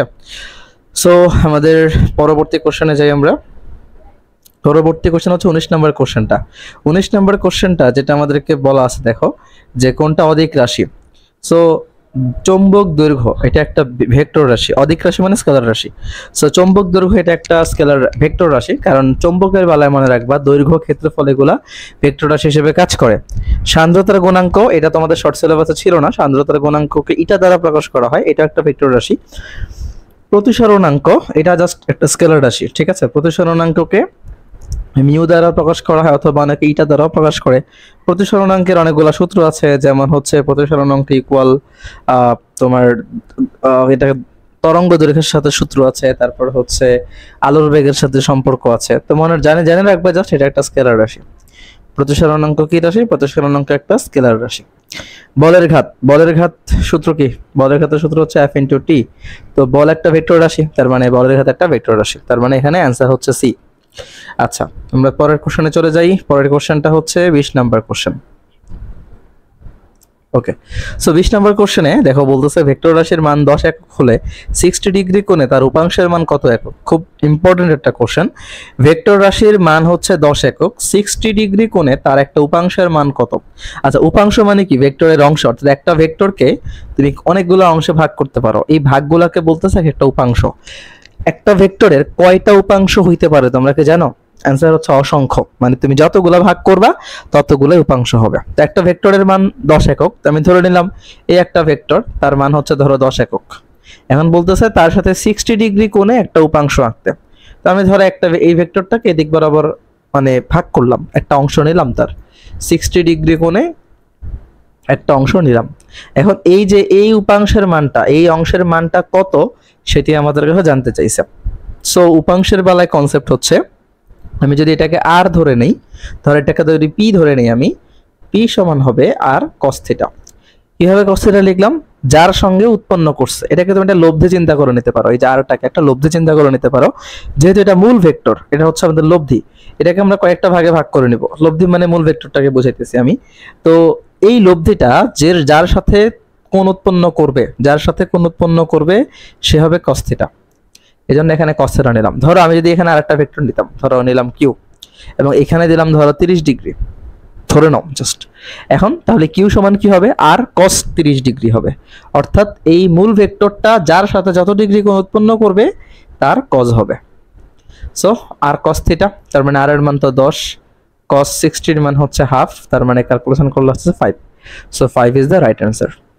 সো 20 নম্বর আমাদের শেষ। এবার আমরা 21 নম্বরে আসি। 21 নম্বরে বলতেছে 4 মিটার পার সেকেন্ড বেগে দৌড়ে যাবার সময় একজন ব্যক্তি 6 মিটার পার সেকেন্ড বেগে লম্বভাবে পতিত বৃষ্টির সম্মুখীন হলো। বৃষ্টি হতে রক্ষা পেতে হলে তাকে কত কোণে ছাতা ধরতে হবে? আমরা এই ধরনের কোশ্চেন একটু আগেও সলভ করে আসছি। সো আলটিমেটলি যেটা আমরা জানি যে মানুষের বেগকে সবসময় ডান পাশে ধরবো, যেটা আমরা করে আসতেছি। সো 4 মিটার পার সেকেন্ড এটা হচ্ছে ডান পাশে মানুষের বেগ। বৃষ্টির বেগ সবসময় নিচের দিকে হবে, এটা হচ্ছে VR, যেটা দেওয়া আছে 6 metre per second. So ultimately এখন আমরা কি করব? কত বেগে কত কোণে, মানে বৃষ্টির হাত থেকে রক্ষা পেতে হলে কত কোণে সেটা ধরতে হবে। এই ধরনের প্রশ্নের ক্ষেত্রে আপেক্ষিক বেগের কনসেপ্ট নিয়ে আসতে হয়। তো আপেক্ষিক বেগের কনসেপ্টটা আমরা আপাতত যাচ্ছি না, যেহেতু সেটা মূল অনেক আলোচনার বিষয়। মনে রাখবে আমরা এই ধরনের প্রশ্ন থাকলে কি করতে হবে? প্রশ্ন থাকলে হচ্ছে মানুষের বেগটাকে যেদিকে আছে তার বিপরীত দিকে নিয়ে যাওয়া লাগবে। সো মানুষের বেগকে আমরা বিপরীত দিকে নিয়ে যাব। সো আলটিমেটলি মানুষের বেগকে যদি আমরা বিপরীত দিকে নিয়ে যাই, মানুষের বেগে দিক চলে আসছে vm। এখন এটা বাদ, যেহেতু ওদিকে নিয়ে গেলাম, তাহলে এইটার আর এটার মধ্যে লব্ধি কোন দিকে হবে? এদিকে হবে। সো এখন তুমি কোনটা ধরবে এটা তোমার উপর ডিপেন্ড করে। তুমি চাইলে উলম্বের সঙ্গে ধরতে পারো, তুমি চাইলে অনুভূমিকার সঙ্গে ধরতে পারো। তো আমি ধরে নিলাম আমি অনুভূমিকার সঙ্গে ধরলাম, এখানে থিটা। তো আমরা একটু আগে একটা কোশ্চেনে বলে আসছিলাম যে যখন তুমি কোন অনুভূমিকার সঙ্গে ধরবা তখন কি রকম করো, সূত্রটা কোনটা হবে? সূত্র হবে tan থিটা সমান লম্ব বাই ভূমি। লম্ব মানে হচ্ছে এটা, মানে নিচের দিকেরটা VR যেটা, তাহলে VR ডিভাইডেড বাই হচ্ছে vm। অর্থাৎ বৃষ্টির বেগ উপরে থাকবে, মানুষের বেগ নিচে থাকবে। কখন? এটা তুমি যখন উলম্ব অনুভূমিকার সঙ্গে চিন্তা করবা। যখন তুমি উলম্বের সঙ্গে চিন্তা করবা তখন মানুষের বেগ উপরে যাবে, বৃষ্টির বেগ নিচে আসবে। এগুলো আসলে মনে রাখার দরকার নাই, তুমি যদি ফিগারটা জানো, তোমার হচ্ছে এই জিনিসগুলো তুমি নিজেই লম্ব বাই ভূমি তুমি তো সবাই জানে, এটা আমরা অ্যাপ্লাই করেই আমাদের হয়ে যাবে। আচ্ছা, এখন জাস্ট মান বসাইয়া দিই। VR এর মান দেওয়া আছে কত? 6, vm এর মান দেওয়া আছে হচ্ছে 4। তার মানে 3/2। এখন তুমি থিটা সমান tan ইনভার্স 3/2 করলে যা বের হয় সেটাই হচ্ছে আমাদের অ্যান্সার। সম্ভবত 33.7 বের হয়, আই এম নট শিওর, তোমরা করে নিও। আচ্ছা, এবার হচ্ছে আমরা পরবর্তী কোশ্চেনে যাই। 22 নাম্বার কোশ্চেন বলতেছে, কোনো একটি নদীতে একটি নৌকা স্রোতের অনুকূলে ঘন্টায় 24 মাইল এবং প্রতিকূলে ঘন্টায় 4 মাইল চলে, নৌকাটিকে কোন দিকে চালালে সোজা অপর পারে পৌঁছাবে? এটা কাইন্ড অফ সৃজনশীলের 3 নাম্বার প্রশ্নের মতো, একটু অ্যান্সারটা বড় কিন্তু সহজ, তুমি যে জাস্ট কনসেপ্টটা বুঝো। তুমি এখানে ধরে নিতে পারো যে আমরা ধরে নিলাম স্রোতের বেগ, আমরা ধরে নিলাম এখানে স্রোতের বেগ হচ্ছে স্রোতের বেগ ইউ, আর নৌকার বেগ ধরে নিলাম হচ্ছে ভি। সো যখন স্রোতের অনুকূলে বলবে, অনুকূল মানে নৌকা যেদিকে স্রোত সেদিকে, সো আলটিমেটলি কি করবো আমরা, যোগ করবো দুটাকে। ইউ প্লাস ভি সমান দেওয়া আছে কত, 24। এটাকে আমরা 1 নং সমীকরণ রাখতে পারি। এরপর বলছে প্রতিকূলে ঘন্টায় 4 মাইল চলে, সো প্রতিকূল বললে বিয়োগ ভি মাইনাস ইউ 4। এখন একটা কনফিউশন অনেকের এখানে ক্রিয়েট হয় যে আমরা কোনটা থেকে কোনটাকে বিয়োগ করব, ইউ মাইনাস ভি করবো নাকি ভি মাইনাস ইউ করবো। অবশ্যই তুমি ভি মাইনাস ইউ করতে হবে, মানে নৌকার বেগ থেকে স্রোতের বেগটাকে বিয়োগ করতে হবে। রিজন কি দেখো, যদি প্রতিকূলে চলে, প্রতিকূলে তো আলটিমেটলি নৌকাটা চলছিল, এমন তো না যে নৌকাটা থামিয়ে ফেলছে, মানে স্রোতটা নৌকাটাকে থামিয়ে ফেলছে। যদি নৌকা থামিয়ে ফেলতো বা নৌকাটিকে স্রোতের দিকে নিয়ে যাইতো, তখন হচ্ছে সেটা স্রোতের বেগটা আমরা বড় ধরতে পারতাম। কিন্তু যেহেতু স্রোতের প্রতিকূলতা সত্ত্বেও নৌকা যেহেতু স্রোতের দিকে চলতেছে, তাই নৌকার বেগটাকে বড় ধরতে হবে, ভি মাইনাস ইউ। এখন আমরা কি করবো, ফার্স্টে এই দুইটা সমীকরণ যোগ বিয়োগ করে আমরা এখান থেকে নৌকার বেগ আর স্রোতের বেগটা বের করে নিব। যোগ করে দিই ডিরেক্ট, 1 + 2 যদি আমরা করি এখান থেকে, তাহলে বলো কি আসবে, 2v। 2v সমান আসবে হচ্ছে 28, তার মানে v সমান আসবে 14 mile per hour, mile per hour. আচ্ছা, এখন তাহলে একটা সমীকরণে v এর মান বসাই দিলে মান বের যাচ্ছে, সুতরাং u এর মান বের হচ্ছে 10 মাইল পার আওয়ার। সো এখন আমাদেরকে বলতেছে পরবর্তী এবার লাইনটা চিন্তা করতে হবে, নৌকাটিকে কোন দিকে চালালে সোজা অপর পারে পৌঁছাবে। নৌকা অপর পারে পৌঁছাইতে হবে, সোজা পৌঁছাইতে হবে, তার মানে লব্ধি কিন্তু সোজা বরাবর। এখন চিন্তা করো, আমরা যেখানে এরকম ক্যালকুলেশনটা করি, ধরো এটা হচ্ছে আমাদের নদী, নদীতে স্রোতের বেগ ধরো এটা ইউ। এখন নৌকাটাকে পৌঁছাইতে হবে কোন বরাবর, এই বরাবর। তাহলে নৌকা যদি এই বরাবর পৌঁছাইতে চায়, নদীতে স্রোত যদি এদিকে হয়, নৌকাটাকে অবশ্যই এদিক বরাবর রওনা করা লাগবে। কারণ নৌকা যদি এদিক বরাবর রওনা করে, তাহলে তো নৌকা এদিক বরাবর পৌঁছায় যাবে, এটা তো সম্ভব না, রাইট? এটা আমাদের হইতে দেওয়া যাবে না কোশ্চেন অনুযায়ী। সো আমরা অবশ্যই এদিক বরাবর রওনা করব। এখন বলতেছে কোন দিকে চালালে, মানে হচ্ছে এই আলফার মানটা এখান থেকে বের করতে বলছে। আর মনে রাখবা, নৌকা যেদিকে যা পৌঁছাবে এটা তার লব্ধি, কোন দিকে, যেমন সোজা গিয়ে পৌঁছাবে, সোজা হচ্ছে তার লব্ধি। তো লব্ধিটা, এই যে লব্ধি যেটা সোজা, এটা স্রোতের বেগের সাথে কত কোণ উৎপন্ন করছে, ইউ এর সাথে উৎপন্ন করছে 90 ডিগ্রি কোণ। আর সব সময় লব্ধির সাথে স্রোতের বেগের উৎপন্ন কোণটাকে আমরা থিটা ধরে নেই। যারা জানো না তারা জিনিসগুলো জেনে নাও। নৌকার বেগ ইউ, সরি ভি, স্রোতের বেগ ইউ, লব্ধি হচ্ছে যেদিকে নৌকা পৌঁছাবে সেই দিকটা, আর লব্ধির সাথে স্রোতের বেগের উৎপন্ন কোণ অলওয়েজ থিটা ধরে নেই, তাহলে অঙ্কগুলো সহজ হয়। আচ্ছা, এখন আমরা কি করব, tan থিটার ফর্মুলাটা অ্যাপ্লাই করব। tan থিটা সমান কি বলো, যার সাথে কোণ উৎপন্ন করছে সে সিঙ্গেল থাকবে, কার সাথে উৎপন্ন করছে, ইউ এর সাথে, তাহলে ইউ সিঙ্গেল, তার মানে উপরে বসবে ভি সাইন আলফা, নিচে বসবে হচ্ছে ভি কস আলফা। সো এখন জাস্ট আমরা ক্যালকুলেশন করার পালা। তোমাদের তো পরীক্ষা আসলে সূত্র টুত্র লিখে করার দরকার নাই, তোমরা এগুলা অনেকগুলা জিনিস আর কি খাতার এক কোণে হচ্ছে রাফ করে চিন্তা করতে পারো, মানে মনে মনে অনেক কিছু করতে হবে অ্যাকচুয়ালি, মানে থিঙ্কিং অ্যাবিলিটিটা বাড়াইতে হবে। এটা বাড়ানোর জন্য হচ্ছে তোমাদেরকে অবশ্যই বাসায় প্রচুর পরিমাণ প্র্যাকটিস করতে হবে। বাকি তুমি এখন শেষ করি। তো থিটার মান তো 90 ডিগ্রি, তাহলে tan 90 মানে আমি একবারে লিখে ফেলতেছি এখানে 1/0। So v sine alpha divided by u plus v cos alpha. Calculation করলে আমরা এখান থেকে পাচ্ছি কজ আলফা সমান মাইনাস ইউ বাই ভি। এখন আলফা সমান আসতেছে কজ ইনভার্স মাইনাস ইউ এর মান কত পাইছি আমরা বলো তো, 10, আর ভি এর মান পাইছি 14। সো আলটিমেটলি ক্যালকুলেশন করলে যা এখান থেকে পাবা সেটাই হচ্ছে আমাদের অ্যান্সার দাঁড়াবে। সো কত আসতেছে বলো তো, যদি আমরা ক্যালকুলেশন করি, 24 4 28, 28 মানে 14। আচ্ছা, এখানে আসতেছে হচ্ছে 5/7। তো cos ইনভার্স 5/7 করলে যা আসবে সেটাই অ্যান্সার। অনেক সময় অ্যান্সার দেওয়া নাও থাকতে পারে, অপশনের মধ্যে বিচলিত হওয়ার কিছু নাই সেখানে। আচ্ছা, আমি একটু করে দেখি জাস্ট। cos ইনভার্স -5/7, অ্যান্সার হচ্ছে 135.58। এখানে তো অ্যান্সারটা আমাদের কাছে নাই, আমাদের কি কোথাও ভুল হয়েছে? 24 আর 4 28, তাহলে ভি এর মান 14, ইউ এর মান হচ্ছে 10।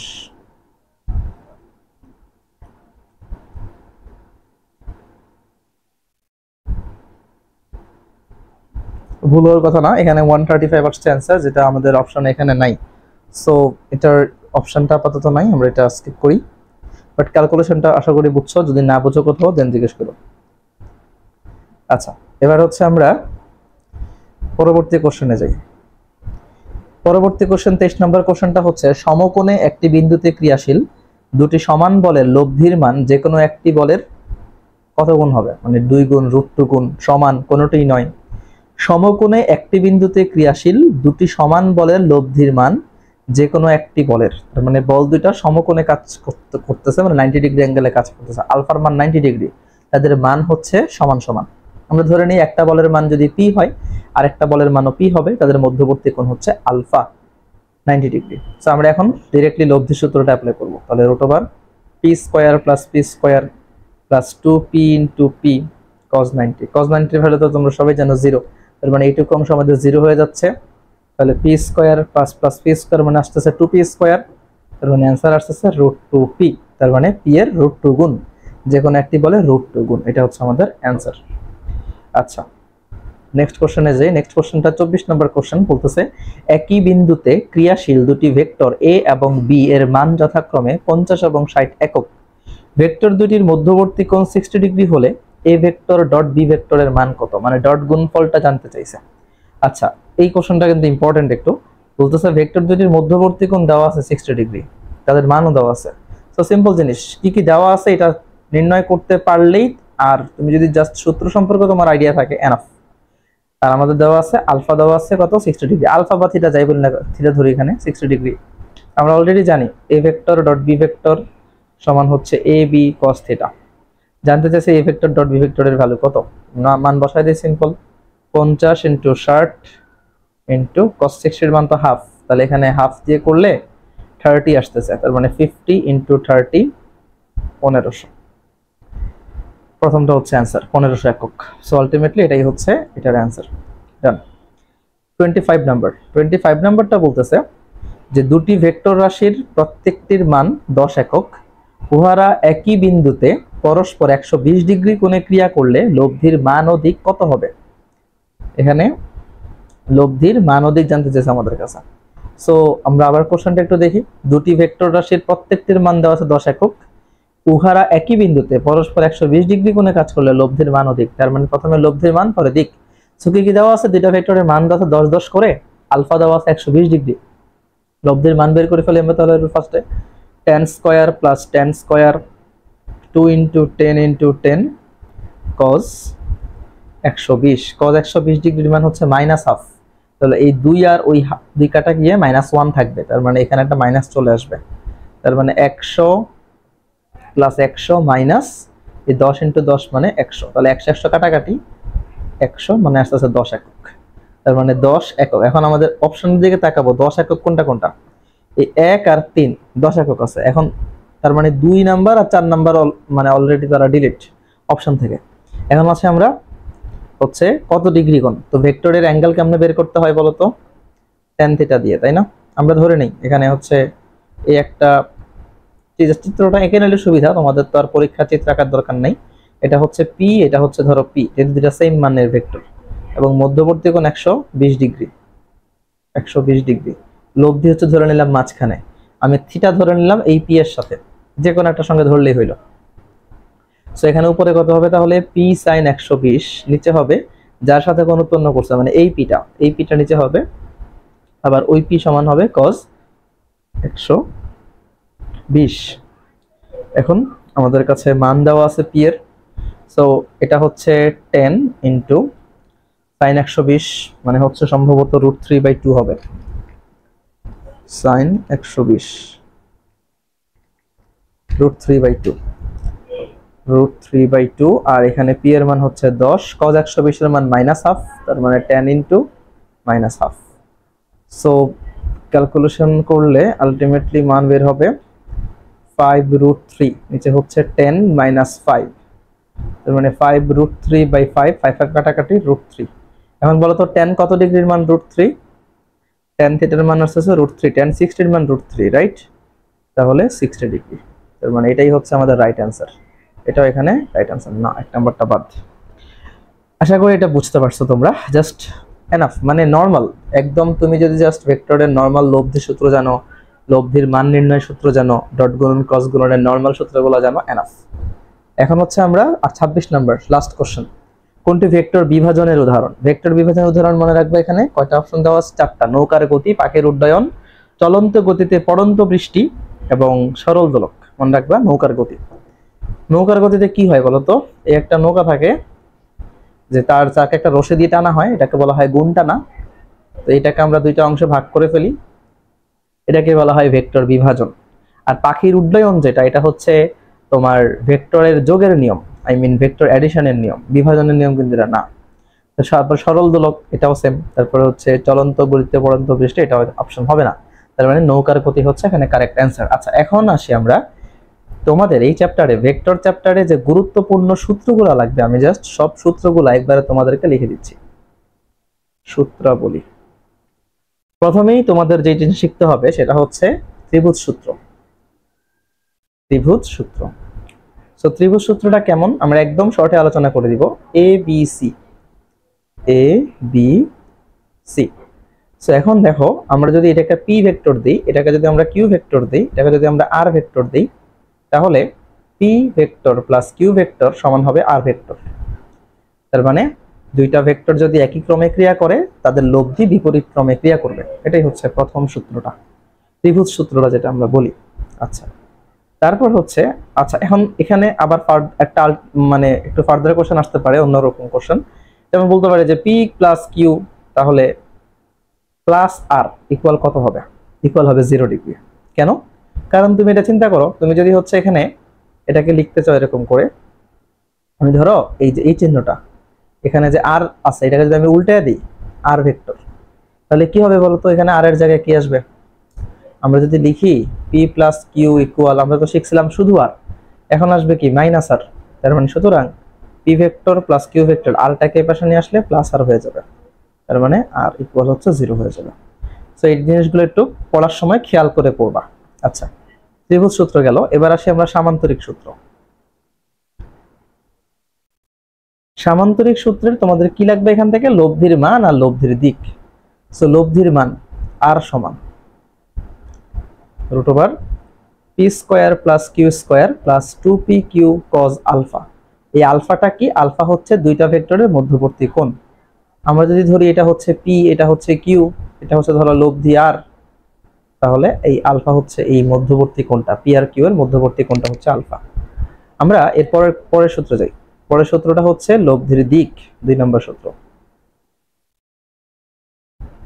আমরা যদি একটা সামান্তরিকের, ধরো এটা হচ্ছে আমাদের আর, এটা হচ্ছে পি, এটা হচ্ছে কিউ, এই পুরোটা যদি হয় আলফা এবং এটা যদি হয় থিটা, থিটা তোমার ইচ্ছা মতো তুমি যে কোনোটাই ধরতে পারো। তুমি চাইলে কিউ এর সঙ্গে ধরতে পারো, তুমি চাইলে পি এর সঙ্গে ধরতে পারো। আমি এখানে জাস্ট পি এর সঙ্গে ধরে তোমাকে বোঝাচ্ছি। তাহলে tan থিটা সমান হবে লব্ধি যার সাথে কোণ উৎপন্ন করছে, লব্ধি কার সাথে উৎপন্ন করছে? পি এর সাথে, তাহলে পি সিঙ্গেল থাকবে, উপরে যাবে কিউ sin আলফা, নিচে আসবে কিউ cos আলফা। এটা হচ্ছে লব্ধির দিক নির্ণয়ের সূত্র, তোমরা ইজিলি এটা অ্যাপ্লাই করতে পারবে। এখন দেখো, অনেক সময় কোনো অঙ্কে বলে দেয় যে তোমার হচ্ছে একটা লোক নৌকা চালাইতেছিল, এখন সে যদি সোজা অপর পাড়ে পৌঁছাইতে চায়, তাহলে কোন দিকে রওনা করতে হবে? সোজা অপর পাড়ে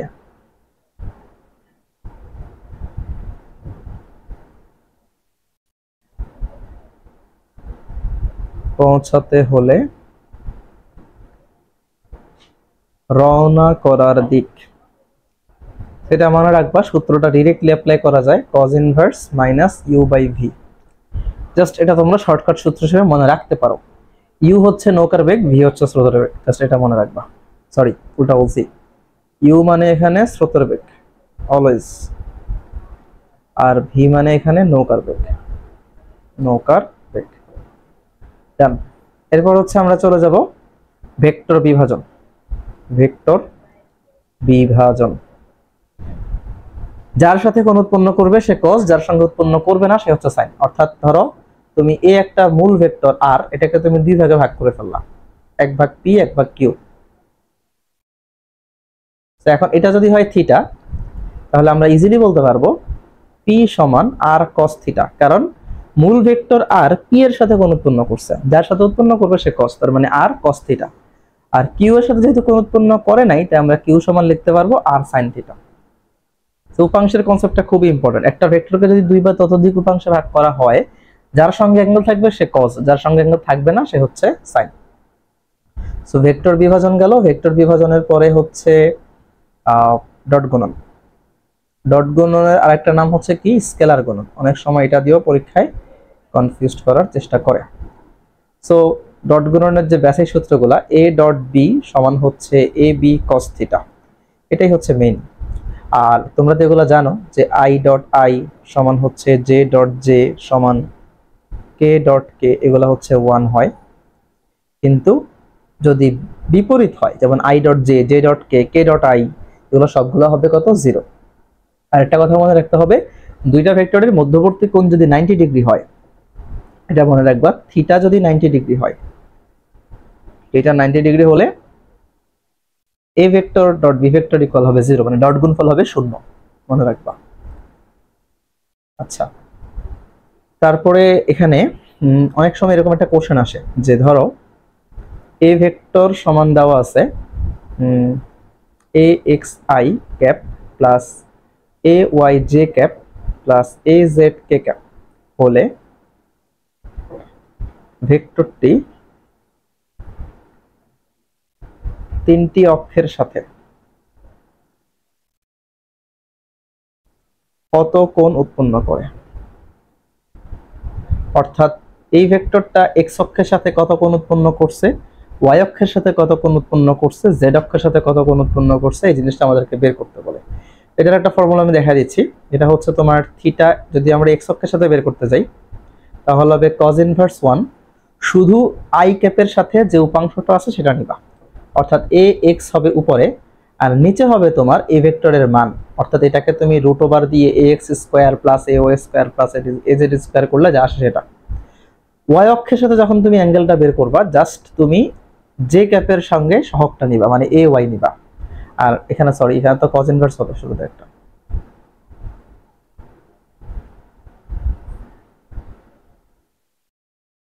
দেন এ ওয়াই আর নিচে হবে এ ক্যাপের এ ভেক্টরের ভ্যালু। যদি আমরা জেড অক্ষের সাথে অ্যাঙ্গেলটা নিতে চাই তাহলে cos ইনভার্স 1, জেড অক্ষ মানে হচ্ছে জেড কে ক্যাপের যে সহগটা আছে এ জেড, আর নিচে হচ্ছে এ ভেক্টরের মান। এটাই হচ্ছে তিনটা অক্ষের সাথে একটা ভেক্টরের উৎপন্ন কোণ বের করার কৌশল। এটা মনে রাখবা, এটা অনেক সময় পরীক্ষায় মাঝে মধ্যে চলে আসে। এবার আসবো আমরা ভেক্টর গুণন বা হচ্ছে ক্রস গুণন। ক্রস গুণন, আচ্ছা। সো ক্রস গুণনের যে বেসিক সূত্রটা সেটা হচ্ছে এ ক্রস বি সমান হচ্ছে এ বি সাইন থিটা ইটা।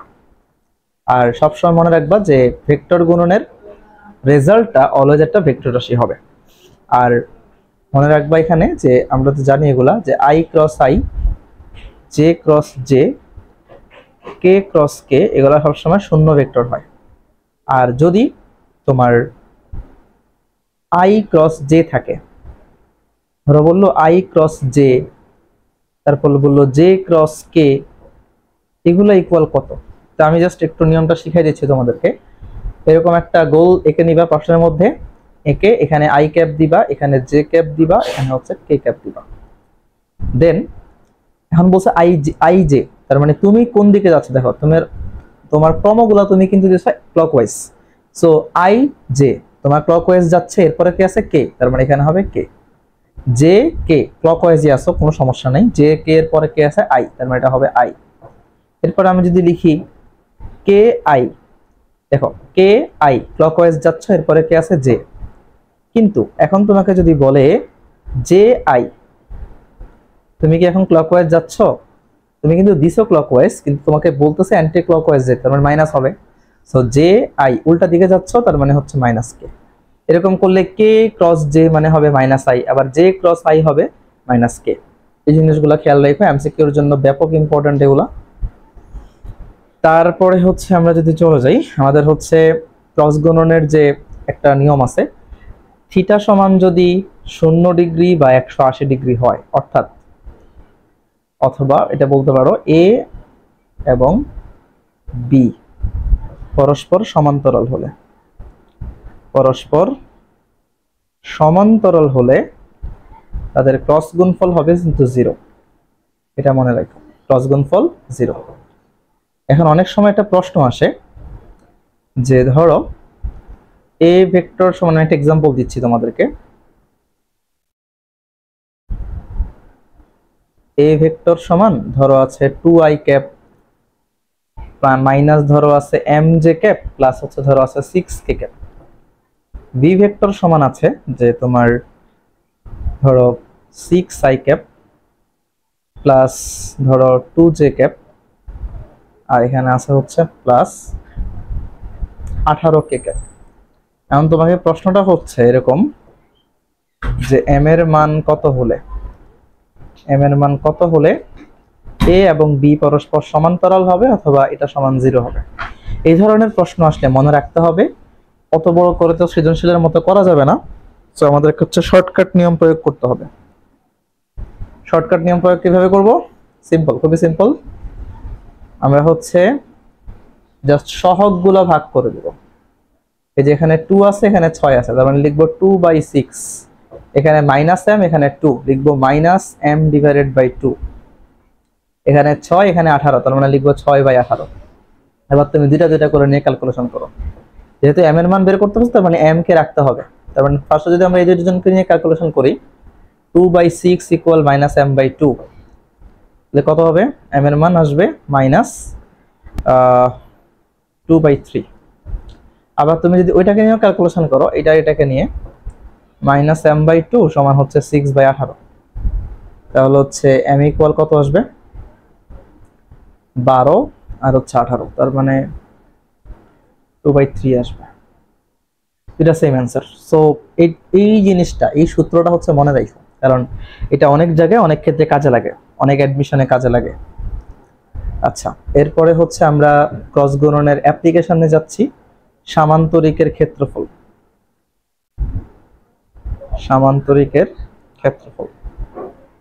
সামান্তরিকের ক্ষেত্রফল নির্ণয়ের সময় যদি সন্নিহিত বাহু দেওয়া থাকে, সন্নিহিত বাহু থাকলে, সন্নিহিত বাহু বলতে ব্যাপারটা কেমন, যে ধরো এই একটা সামান্তরিক, তোমাকে হচ্ছে এটার পি ভেক্টর কিউ ভেক্টর যেটা সন্নিহিত বাহু দেওয়া আছে, তাহলে এটা ক্ষেত্রফল কত হবে? ক্ষেত্রফল হবে পি আর কিউ এর ক্রস গুণন করবা, দেন তার মান নির্ণয় করবা, শেষ। কিন্তু যদি কর্ণ দেওয়া থাকে, সন্নিহিত বাহু দিয়ে না দিয়ে কর্ণ দিল, এটা দিল, এটা দিল, d1 দিল আর হচ্ছে d2 দিল, তাহলে কর্ণ দেওয়া থাকলে কি হবে? d1 আর d2 এর ক্রস গুণন করবা, করে এটাকে হাফ দিয়ে গুণ দিয়ে দিবা, তাহলে অ্যান্সার শেষ। আচ্ছা, গেল এটা। আর ত্রিভুজের ক্ষেত্রফল যদি বের করতে বলে,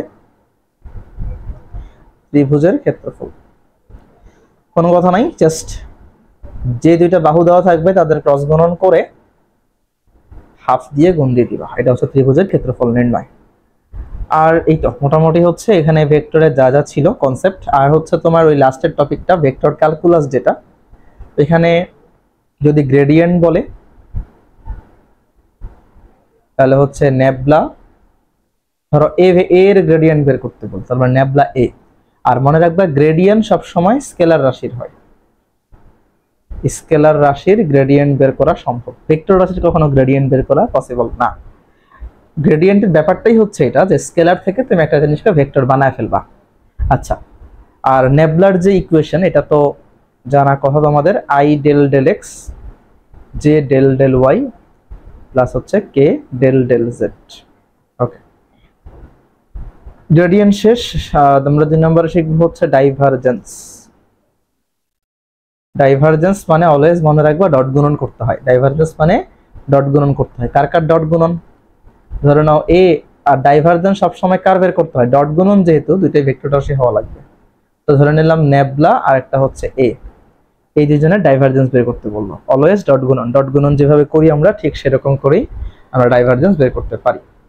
এখন যদি ডাইভারজেন্সের মান 0 হয়, যদি ডাইভারজেন্স 0 হয়, আমরা তাকে কি বলবো? তাকে বলবো সলিনয়েডাল। সলিনয়েডাল, এটা মনে রাখো।